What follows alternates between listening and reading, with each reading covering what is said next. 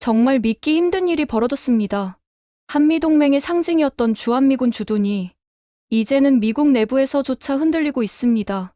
CNN, 뉴욕타임즈, 워싱턴 포스트, 미국 주요 언론들이 긴급 속보로 쏟아내는 기사들, 한국에 있는 미군이 트럼프 대통령에게 정면으로 반기를 들었다는 보도까지 나왔습니다.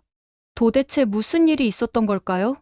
더 충격적인 건 한국을 처음 왔을 때 여기 왜 우리가 있어야 하냐고 말하던 미군 대령이 단 일주일 만에 이렇게 말합니다.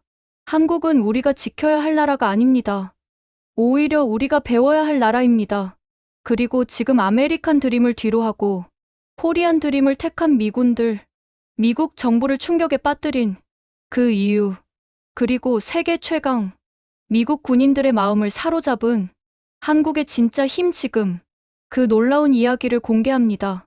안녕하세요. 제 이름은 로먼 피어스예요. 군에서는 모두 저를 피어스 대령이라고 부르죠. 저는 미국 육군에서 거의 30년을 복무했어요. 이라크에 타는 듯한 햇볕 아래에도 있었고 아프가니스탄의 거센 바람 소리를 들으며 산속을 지나간 적도 있어요. 모래 폭풍도, 폭동도, 총성도 다 겪어봤죠. 그래서 저는 이제 웬만한 일엔 놀라지 않을 거라 생각했어요. 하지만 제가 틀렸더라고요. 제가 한 번도 가본 적 없는 곳이 있었어요. 바로 대한민국, 한국이었어요. 솔직히 말씀드리면 저는 한국에 큰 관심이 없었어요. 멀고 시끄럽고 늘 긴장된 나라처럼 느껴졌거든요. 작고 복잡한 나라가 바로 옆에 있는 더 큰 문제, 그러니까 북한 옆에 붙어 있는 느낌이었어요. 많은 사람들이 북한이 얼마나 위험한지, 남한은 우리 도움 없이는 안 된다고 말했지만 저는 잘 믿지 않았어요. 주변 사람들한테 자주 이렇게 말했어요. 우리가 한국에 간 지 70년이 넘었는데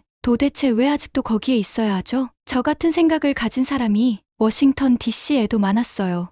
그런데요, 어느 날 아침 펜타곤에서 제 인생을 바꿀 전화가 걸려왔어요. 피어스 대령, 지금 즉시 상황실로 오세요. 전화를 끊자마자 재킷을 집어들고 빠르게 걸어갔어요. 가슴이 조금 두근거리더라고요. 상황실은요, 작은 문제를 다루는 곳이 아니에요. 진짜 큰일, 세계적인 문제들이 오가는 곳이죠. 문을 열고 들어갔을 때 몇몇 고위 관계자들이 길쭉한 테이블에 둘러앉아 있었어요. 책상 위에는 지도와 서류들이 쌓여 있었고 한쪽 벽에 있는 큰 스크린엔 한반도가 크게 떠 있었어요. 테이블 맨 앞에는 모리슨 장군이 앉아 계셨어요. 그분은 날카롭고 단호하기로 유명하신 분이에요. 잡담 같은 건 하지 않으시죠? 자리에 앉으세요. 대령, 저는 조용히 자리에 앉았어요. 방 안에 있는 사람들 모두 심각한 표정이었어요. 웃는 사람도 없고 농담도 없었어요. 장군님이 버튼을 누르시자 스크린에 빨간 동그라미들이 한국 곳곳에 떠올랐어요. 대통령께서 한국에서 미군을 전면 철수하는 방안을 검토 중이십니다. 장군님의 목소리는 침착했지만 단호했어요. 현장 상황이 어떤지 정확히 알아야 해요. 그리고 그걸 확인해줄 믿을 수 있는 사람이 필요합니다. 그때 장군님이 저를 똑바로 바라보셨어요. 당신이 가야 해요. 피어스 대령. 저는 눈을 깜빡였어요. 제가요? 왜 하필 저죠? 모리슨 장군님은 마치 당연하다는 듯 한쪽 눈썹을 올리셨어요. 당신은 이 임무를 믿지 않잖아요. 그래서 더 완벽해요. 그 말이 처음엔 이해가 잘 안 됐어요. 보통은 임무를 믿고 열정을 가진 사람을 보내는 게 아니던가요? 회의적인 저 같은 사람 말고요. 장군님은 설명을 이어가셨어요. 우리에겐 정직한 사람이 필요해요. 거칠애 말고 있는 그대로를 보고 듣고 말할 수 있는 사람, 시키는 대로만 보고하는 사람이 아니라 진짜 상황을 말해줄 사람 말이에요. 당신이 돌아와서 우리가 한국에 남아야 합니다라고 말한다면 사람들은 귀를 기울일 거예요. 왜냐하면 당신은 처음부터 그렇게 믿지 않았던 사람이니까요. 저는 말이 나오지 않았어요. 머릿속이 복잡했거든요. 장군님은 이어서 말씀하셨어요. 한국은 빠르게 변하고 있어요. 예전처럼 단순히 군사와 국경의 문제가 아니에요. 동맹, 기술, 가치, 그런 것들이 얽혀 있어요. 새로운 시선이 필요해요. 당신의 시선이요. 방 안이 고요해졌어요. 저는 테이블을 한번 내려다보고 다시 스크린을 바라봤어요. 지도 위에 찍힌 빨간 동그라미들, 제가 한 번도 가보지 않은 도시들이었어요. 이름조차 제대로 읽지 못하는 곳들이요. 그 순간 제 안에서 무언가가 살짝 바뀌었어요. 그건 흥분도 두려움도 아니었어요. 그냥 호기심이었어요. 좋아요. 저는 천천히 말했어요. 가겠습니다. 사람들이 고개를 끄덕였고 회의는 계속됐어요. 계획이 세워지고 서류에 서명도 했죠. 그런데요, 그 순간부터 제 머릿속엔 한 가지 생각만 맴돌았어요. 대체 내가 뭘 겪게 될까? 저는 이해하지 못하는 나라로 향하고 있었어요. 믿지도 않는 인물을 위해 아직도 중요하다고 확신하지 못하는 어떤 가치를 지키러 가는 길이었어요. 그건 아무도 원하지 않았던 임무였어요. 그런데 이제 그 임무는 제 것이 되었어요. 미국 텍사스에서 12시간 넘게 비행기를 타고 한국에 도착했을 때 제 다리는 뻣뻣하고 눈은 마치 종이처럼 건조했어요. 무거운 캐리어를 끌고 조용한 통로를 따라 입국 심사장으로 향했죠. 저는 솔직히 혼잡하고 시끄러운 공항을 예상했어요. 오래된 벽, 줄이 길게 늘어선 입국장, 고장난 기계들까지 떠올랐어요. 한국은 아직 전쟁의 상처에서 완전히 회복하지 못했을 거라고 생각했거든요. 그런데 인천국제공항에 발을 디딘 순간 눈을 몇 번이나 깜빡이게 됐어요. 모든 게 너무나도 밝고 반짝였어요. 바닥은 유리처럼 깨끗했고 공기는 빨래 막 끝낸 듯 상쾌했어요. 로봇들이 이리저리 다니면서 여행자들을 도와주고 있었고요. 영어, 한국어, 중국어, 일본어로 된 큼직한 안내판들이 환하게 빛나고 있었어요. 심지어 화장실 문도 자동이고 안에선 은은한 음악까지 나왔어요. 입국 심사는 단 15분 만에 끝났어요. 텍사스 댈러스에서는 1시간 넘게 기다리는 게 보통인데 말이죠. 심사관은 환하게 웃으며 제 여권에 도장을 찍어주고 한국에 오신 걸 환영합니다라고 말했어요. 저는 멍하니 감사합니다라고 중얼거리며 계속 주위를 둘러봤어요. 꿈속처럼 느껴졌거든요. 하지만 속으로 이렇게 생각했어요. 지금은 공항이라서 그런 거겠지. 나라 전체가 이렇게 좋을 리는 없어. 밖으로 나가니 택시 승차장이 있었는데 질서정연하고 빠르게 움직이고 있었어요. 아무도 밀치거나 소리 지르지 않았어요. 기사님이 제 짐을 직접 실어주시고 문까지 열어주셨어요. 저는 서울에 있는 호텔 주소를 보여드렸고 기사님은 정중하게 고개를 숙이며 출발하셨어요. 고속도로에 올라서자마자 저는 창밖을 넋놓고 바라봤어요. 도로는 정말 완벽했어요. 구멍도 없고 금도 안 가 있고 쓰레기 하나 보이지 않았어요. 차들은 모두 차선을 잘 지키고 경적도 울리지 않았어요. 가로등은 부드럽게 빛났고 인도에는 나무들이 줄지어 서 있었어요. 자정을 넘긴 시간이었는데도 사람들이 조깅을 하고 있었고 여자분들도 혼자 이어폰을 끼고 걸어 다니고 있었어요. 아무도 불안해 보이지 않았어요. 그리고 또 한 가지, 건물들이 눈에 들어왔어요. 작고 회색빛의 낡은 건물들을 예상했는데 그 대신 유리로 된 높은 빌딩들이 번쩍이고 있었어요. 화려한 불빛, 디지털 광고판들이 벽을 타고 움직이고 있었고요. 마치 미래 도시 같았어요. 제가 운전석 쪽으로 몸을 기울이며 물었어요. 오늘 무슨 특별한 행사라도 있어요? 왜 이렇게 불이 많죠? 기사님은 미소를 지으며 대답하셨어요. 아니요, 원래 이래요, 원래. 저는 다시 자리에 앉아 멍하니 창밖을 바라봤어요. 호텔에 도착하니 벨보이가 정중히 인사하고 제 캐리어를 들어주셨어요. 체크인도 빠르고 간단했어요. 프런트 직원분은 유창한 영어를 사용하셨어요. 예상보다 훨씬 더 자연스러웠어요. 18층 제 방에 들어가서 커튼을 열었을 때 그 풍경에 숨이 멎는 줄 알았어요. 한강이 달빛에 반짝이고 있었고 다리들은 파란빛과 초록빛을 뿜으며 아름답게 빛나고 있었어요. 멀리 보트들이 조용히 지나가고 도시는 끝없이 이어졌어요. 잠들지 않는 도시처럼 보였어요. 그때 제 배에서 꼬르륵 소리가 났어요. 시간을 보니 밤 11시 7분이었어요.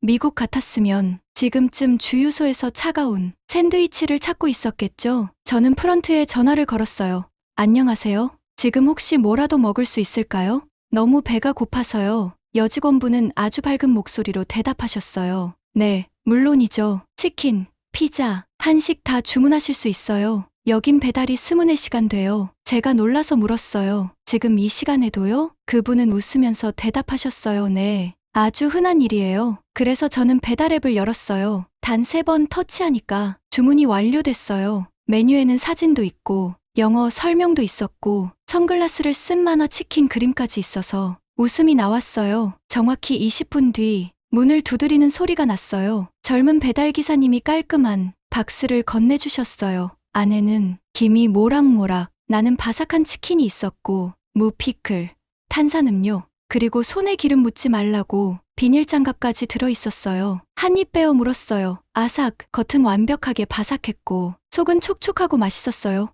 매콤하면서도 달고 짭짤한 그 맛이 텍사스에서 먹던 어떤 치킨보다 훨씬 좋았어요. 따뜻한 치킨을 손에 들고 다시 창가로 가서 도시의 불빛을 바라봤어요. 여기 전쟁터 같지 않네요. 저도 모르게 속삭였어요. 그리고 그 순간 아주 낯선 감정이 스며들었어요. 안심이 됐어요. 그리고 어쩌면 제가 한국에 대해 틀렸을지도 모르겠다고 처음으로 느꼈어요. 다음 날 아침, 저는 왠지 모르게 더 궁금한 마음으로 눈을 떴어요. 오늘은 뭔가 특별한 일이 있을 것 같았거든요. 오늘은 한국 군대의 기술력을 직접 보게 되는 날이었어요. 솔직히 말하면 미국보다 더 대단한 게 있을까 하는 생각도 조금 있었어요. 한국 육군본부에 도착하자 날렵한 제복을 입은 키 큰 여성이 입구에서 저를 기다리고 있었어요. 짧은 검정 머리에 자신감 있는 미소, 그리고 모든 걸 꿰뚫어보는 듯한 눈빛이 인상적이었죠. 한국에 오신 걸 환영해요. 블레이즈 대령님.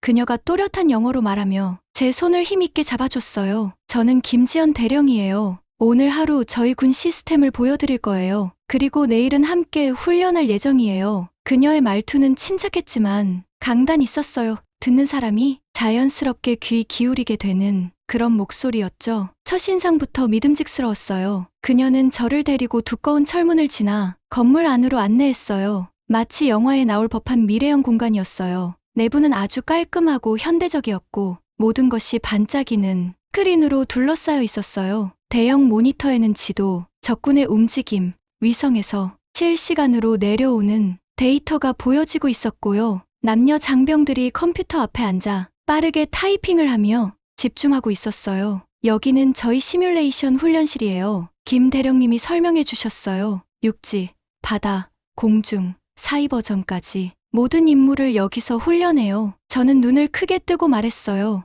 이거 미국보다 더 발전된 것 같아요. 그녀는 조용히 웃으며 말했어요. 그런 말씀 자주 들어요. 다음으로 데려간 곳은 사이버 방어 센터였어요. 조명이 어두웠고 방 안에는 기계 소리만 조용히 울리고 있었어요. 검은 제복을 입은 젊은 장교들이 컴퓨터 앞에서 화면을 뚫어져라 보고 있었고 해킹 시도와 악성 코드, 공격을 추적하고 있었어요. 저희는 하루에 150만 건 넘는 사이버 공격을 받아요. 그녀가 말했어요. 주로 북쪽에서 오고 때로는 다른 나라에서도요. 하지만 저희는 강력한 방어벽과 더 똑똑한 인재들을 갖추고 있어요. 저는 고개를 끄덕이며 진심으로 감탄했어요. 이거 미국에서 도와준 건가요? 처음에는 미국의 도움을 받았죠. 그녀는 망설임 없이 대답했어요. 하지만 지금은 대부분이 한국 기술로 만들어졌고 한국 사람들이 운영해요. 어떤 분야는 저희가 세계를 이끌고 있어요. 그 다음으로는 드론 실험실로 안내받았어요. 작은 새만한 드론들이 조용히 날고 있었고 어떤 건 목표물 위를 맴돌며 사진을 찍고 있었어요. 한 병사는 손목에서 드론을 쏘아 올리는 시범을 보여줬는데 정말 믿기지 않았어요. 저희는 빠르고 작고 똑똑한 시스템에 집중하고 있어요. 김 대령님이 말했어요. 작다고 약한 건 아니거든요. 모든 것이 너무나 미래지향적이었어요. 그런데 이상하게 차가운 느낌은 전혀 없었어요. 그냥 기계들이 아니라 꼭 살아있는 아이디어 같았어요. 살아남고 싶고 지키고 싶은 마음에서 나온 기술이라는 게 느껴졌어요. 투어가 끝날 즈음 제 머릿속은 복잡해졌어요. 저는 단지 빌려온 기술을 볼 줄 알았거든요. 그런데 그게 아니었어요. 이건 진짜였어요. 자신만의 길을 걷는 한국만의 기술이었어요. 저녁엔 장교 식당에서 함께 식사를 했어요. 밥도 맛있었고 고기도 잘 구워졌고 국물은 맵고 깊은 맛이 났어요. 하지만 저는 맛을 제대로 느낄 틈도 없었어요. 하루 종일 본 장면들이 머릿속에서 떠나질 않았거든요. 식당 안은 조용한 대화와 젓가락 소리, 그리고 웃음소리로 가득했어요. 그때 부드러운 눈빛을 가진 박유나 중위가 저를 바라보며 조심스럽게 물었어요. 블레이즈 대령님, 지금도 미국이 한국에서 철수해야 한다고 생각하세요? 그 질문은 날카롭거나 공격적인 말투가 아니었어요.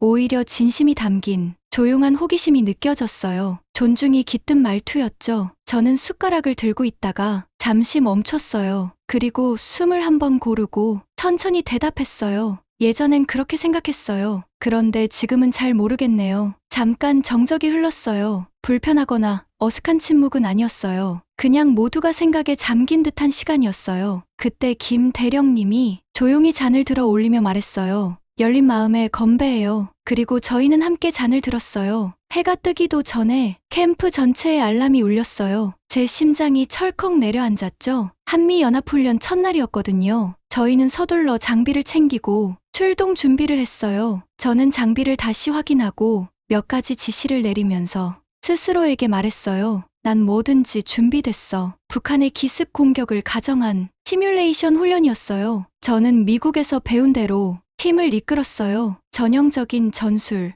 교과서에 나오는 진영, 빠른 명령 솔직히 말하면 자신 있었어요. 어쩌면 너무 자신 있었던 것 같아요. 그런데 몇 분도 안 돼서 상황이 꼬이기 시작했어요. 진영은 무너지고 우리 팀은 흩어졌어요. 너무 느리고 너무 예측 가능했죠. 한국 군인들은 그런 전술에 익숙한 듯 움직임이 전혀 달랐어요. 훨씬 빠르고 훨씬 영리했어요.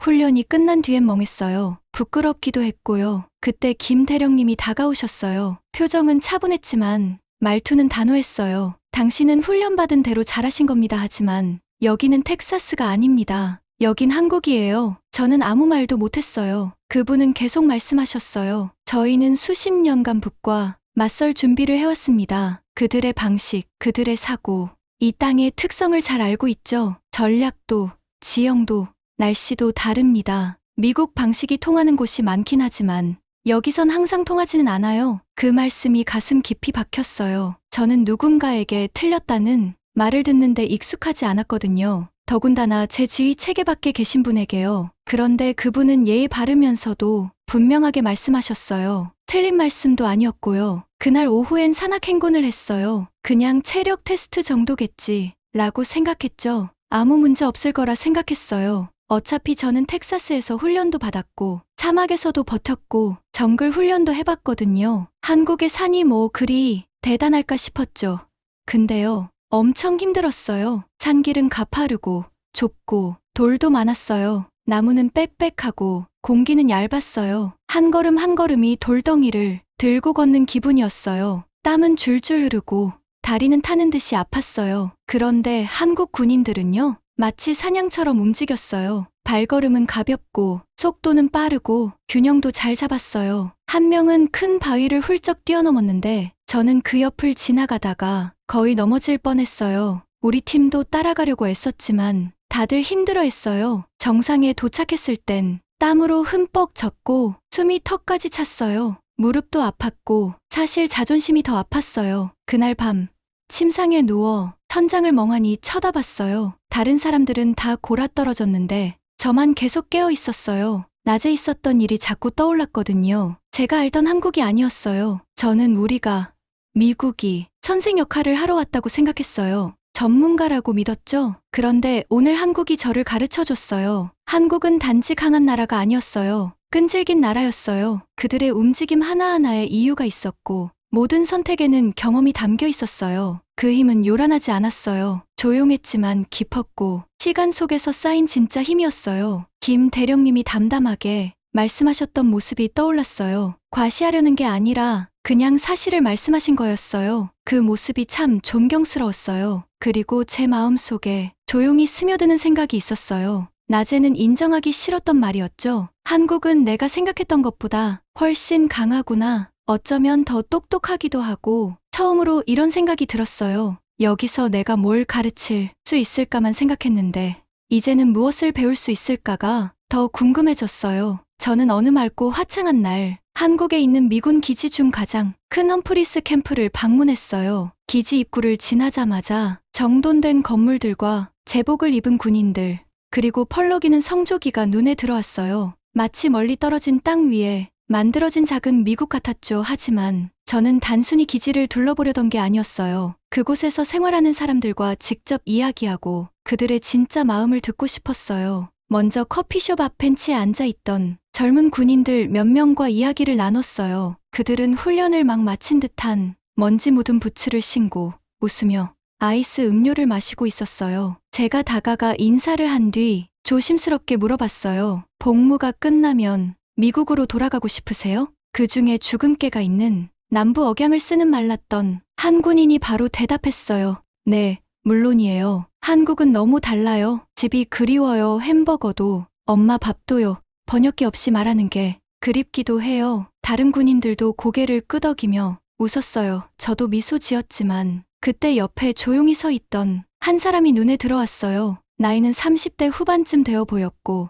눈빛은 차분하고 단단했어요. 그의 제복은 조금 더 낡아 있었고 소매에는 계급을 나타내는 줄무늬가 있었어요. 하사였어요. 그는 조용히 저희 대화를 듣고 있었던 것 같았어요. 그가 다가와 말했어요. 저는 남을 거예요. 한국 국적 신청도 했습니다. 제가 깜짝 놀라 물었어요. 진짜요? 그는 고개를 끄덕이며 웃었어요. 예, 벌써 5년째 여기서 근무 중입니다. 아내는 한국 사람이에요. 평택에 아파트도 샀어요. 왜요? 저는 진심으로 궁금해서 물었어요. 그는 잠시 숨을 고르고는 말했어요. 여기 살기 편하거든요. 아이들을 안심하고 학교에 보낼 수 있어요. 병원비도 부담되지 않고요. 지하철은 깨끗하고 항상 정시에 와요. 사람들도 예의가 있어요. 제 아이들이 더 나은 환경에서 자라고 있다는 걸 느껴요. 그거면 남을 이유로 충분하지 않나요? 그 말에 저는 잠시 말이 막혔어요. 그는 단순히 한국을 좋아한다는 게 아니었어요. 한국을 선택했다는 말이었어요. 그 후에도 여러 사람들과 이야기를 나눴어요. 한 여성 장교는 전역 후에 영어를 가르치기 위해 한국어를 배우고 있다고 했어요. 또 어떤 남성은 이태원에 햄버거 가게를 열었다고 하더라고요. 장사 잘 돼요. 그는 웃으며 말했어요. 한국 분들이 특별한 햄버거를 좋아하시더라고요. 젊은 부부도 있었어요. 서울에서 삶을 새로 꾸리고 있다고 했죠. 그들은 카페 문화, 주변 산들, 그리고 늘 새롭고 신나는 분위기를 좋아한다고 했어요. 우리는 원래 아메리칸 드림이 전부라고 생각했어요. 여성이 말했어요. 그런데 지금은 여기가 진짜 꿈이 이뤄지는 곳처럼 느껴져요. 그들은 부와 명예를 쫓는 게 아니었어요. 더 단순한 걸 원했어요. 안전, 편안함, 그리고 기회, 그리고 그걸 한국에서 찾고 있었어요. 그들은 그것을 코리안 드림이라고 불렀어요. 한국을 떠나려는 게 아니라 한국에 오려는 꿈, 그리고 여기에서 더 나은 삶을 이뤄가는 꿈이었어요. 저는 정말 놀랐어요. 어릴 때는 모두가 더 나은 미래를 위해 미국에 간다고들 했잖아요. 그런데 이제는 미국 사람들이 여기에 남겠다고 하고 있었어요. 단지 머무는 게 아니라 진심으로 이곳에서 잘 살아가고 있었어요. 그날 밤, 저는 호텔 방에 혼자 앉아 있었어요. 창문 밖으로 도시의 불빛들이 보였어요. 땅 위에 별들이 반짝이는 것 같았어요. 거리 아래에는 아직도 사람들이 걸어 다니고 웃고 집으로 돌아가거나 밤 외출을 나가는 모습이 보였어요. 저는 창문을 살짝 열고 시원한 공기를 들이마셨어요. 멀리서 차가 지나가는 소리와 버스 소리가 희미하게 들렸어요. 그리고 저는 예상치 못한 감정을 느꼈어요. 그리움도 외로움도 아니었어요. 저는 평온했어요. 뭔가 새롭게 보이기 시작할 때에 느끼는 그런 평화였어요. 마음이 열리고 낯선 것을 받아들일 준비가 되었을 때 오는 감정, 단순히 새로운 장소를 배우는 게 아니라 그곳에서 무언가를 배워가는 순간이었어요. 저는 한국에 대해 알아보려고 왔어요. 그런데 이제는 한국에게 배우고 있는 제 자신을 느끼고 있었어요. 어쩌면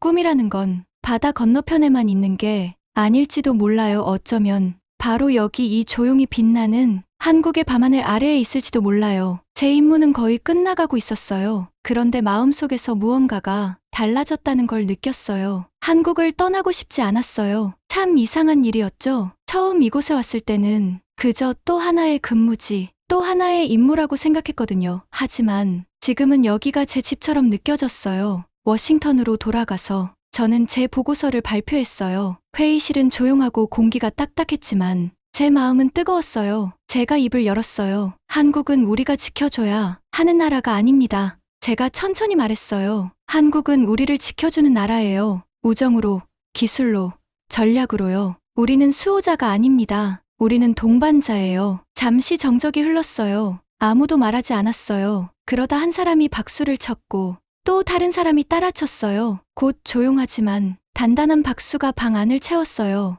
며칠 뒤 제 보고서가 대통령에게 전달되었다는 소식을 들었어요. 그리고 곧 백악관에서 중요한 발표가 나왔어요. 미군이 계속 한국에 주둔할 거라는 내용이었어요. 뿌듯했어요. 하지만 그보다 더 깊은 감정이 있었어요. 개인적인 감정이요. 한국이 그리웠어요. 한강 따라 걷던 아침 산책이 그립고, 아직 다 이해하지 못하지만 들리는 한국어의 소리가 그립고, 거리의 음식 냄새와 뭔가 큰 일에 함께하고 있다는 느낌이 그리웠어요. 어느 날 오후 제 휴대전화가 울렸어요. 모르는 번호였지만 받아봤어요. 블레이즈 대령님, 익숙한 목소리가 들렸어요. 네, 접니다. 한국으로 다시 와주시겠습니까? 미얀연합군의 부사령관으로 말이죠. 순간 멈췄어요. 심장이 빠르게 뛰었어요. 창밖을 봤어요. 워싱턴의 하늘은 회색이었지만 저는 서울의 파란 하늘이 떠올랐어요. 봄에 피는 벚꽃, 제가 만났던 사람들의 따뜻한 미소, 한국 장교들과의 밤늦은